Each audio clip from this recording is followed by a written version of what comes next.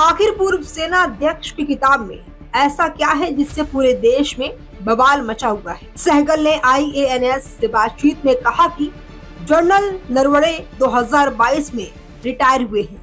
देश की सुरक्षा से जुड़ी कोई भी जानकारी रिटायरमेंट के बाद 5 साल तक नहीं दी जा सकती और न ही इसका जिक्र किया जा सकता। अगर उनकी किताब में ऐसे कुछ अंश हैं जिन्हें सरकार राष्ट्रीय सुरक्षा को ध्यान में रखकर रिलीज नहीं करना चाहती है तो यह समझने योग्य है।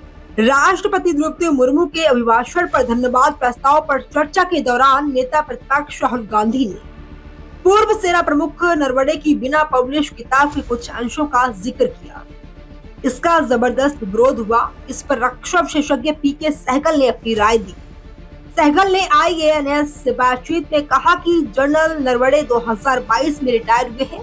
देश की सुरक्षा से जुड़ी कोई भी जानकारी रिटायरमेंट के बाद 5 साल तक नहीं दी जा सकती और न ही उसका जिक्र किया जा सकता। अगर उनकी किताब में ऐसे कुछ अंश हैं जिन्हें सरकार राष्ट्रीय सुरक्षा को ध्यान में रखकर रिलीज नहीं करना चाहती तो यह समझने योग्य। राहुल गांधी को लेकर उन्होंने कहा कि राहुल गांधी जनरल नरवणे की किताब का जिक्र कर रहे हैं जिसमें कहा गया कि डोकलाम में जब संघर्ष हुआ तो चीन के टैंक डोकलाम तक आ गए।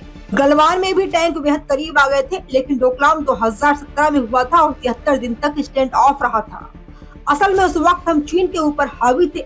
PK सहगल के मुताबिक उस वक्त चीन कह रहा था कि हम आपको 1962 से भी बड़ी हार देंगे। उनकी मीडिया और सरकार की तरफ से रोज धमकी दी जा रही थी, लेकिन तब हमारी सरकार फौज और मीडिया की सूझबूझ दिखाई, उनकी धमकियों को दरकिनार किया और साफ किया कि भारत शांति चाहने वाला देश है।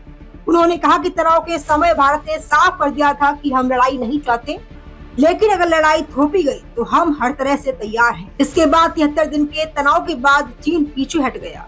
मुझे नहीं लगता कि चीन के टैंक वहां आए थे, क्योंकि चीन एक सड़क बनाना चाहता था जिसके जरिए वह सिलीगुड़ी कॉरिडोर पर हावी हो सकता था।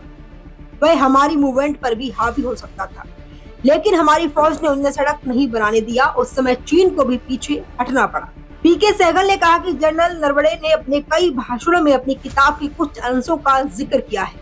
इससे लोगों की दिलचस्पी बढ़ चुकी है कि आखिर उनकी किताब में क्या है, लेकिन उसमें कुछ ऐसा नहीं है जो आज वास्तव में देश की सुरक्षा के खिलाफ है।